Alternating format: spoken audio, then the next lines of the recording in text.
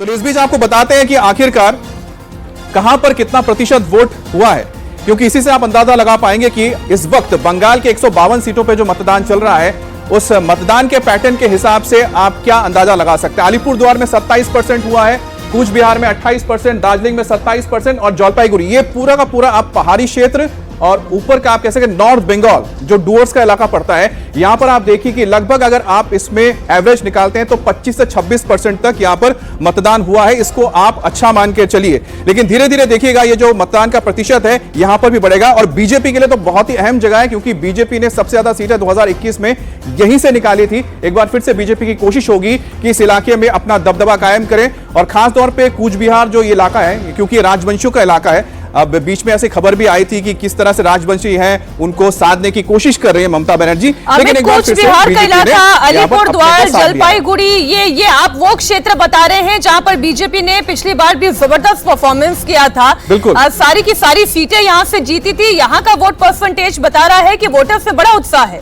बिल्कुल मीनाक्षी, अगला हम राउंड देखते हैं कि साउथ दिनाजपुर, नॉर्थ दिनाजपुर में 29 और 27% है, कालिंपोंग और झारग्राम में 28% है। अच्छा, अब झारग्राम जो हो गया पूरा का पूरा ये बना, आप कह सकते हैं कि ये अलग इलाका है, ठीक। और यहां पर आप देख रहे हैं कालिंपोंग, ये हो गया आपका नॉर्थ बंगाल जहां पर 27% है। दिनाजपुर और की अगर बात की जाए साउथ और नॉर्थ की, तो यहां पर लगभग आप देखिए 28% एवरेज निकल जाएगा, 28-29%, तो 30% के आसपास यहां भी पहुंच रहा है। नॉर्थ दिनाजपुर बहुत अहम है क्योंकि यहां पर मुस्लिम आबादी सबसे ज्यादा है और टीएमसी के लिए यह इलाका बहुत महत्वपूर्ण है। वैसे ही साउथ दिनाजपुर बीजेपी के लिए आप कह सकते हैं कि बहुत इंपॉर्टेंट होता है, क्योंकि यहां से बीजेपी अच्छी खासी सीट निकालती है। और दिनाजपुर में अगर हम देख रहे हैं वोटिंग पैटर्न लगभग एक जैसा ही चल रहा है। और साथ ही अब मालदा की ओर रुख करते हैं। मालदा में 28%, मुर्शिदाबाद में 29%, पश्चिम बर्धमान में 29% और पश्चिम मेदिनीपुर में 33%। सबसे ज्यादा पश्चिम मेदिनीपुर में 33% देखने को मिला है। पश्चिम मिदनापुर में 15 सीटें हैं और 15 सीटों में बीजेपी को 2021 में सिर्फ 2 सीटें मिली थी, लेकिन इस बार जो वहां से रुझान आ रहे हैं और जिस तरह से वोटिंग पैटर्न है, बढ़ चढ़कर लोग हिस्सा ले रहे हैं, कहीं ना कहीं एक रुझान किस ओर इशारा कर रहे हैं हम जानेंगे थोड़ी देर बाद। पश्चिम बर्धमान में 29% है, मुर्शिदाबाद 29% और मालदा 28% है।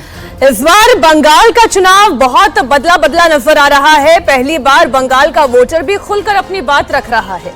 लोगों के दिमाग में इस वक्त क्या चल रहा है बताने में लोग हिचक नहीं रहे हैं। लोगों के अंदर खौफ भी कम नजर आ रहा है। जाहिर है इलेक्शन कमीशन ने जितनी तैयारियां की थी, जितने सीएपीएफ बल यहां पर तैनात किए गए, उसका असर भी दिखाई दे रहा है कि वोटर भी मुखर है। क्या ये किसी बदलाव का संकेत है? नतीजों के बाद ही पता चल पाएगा।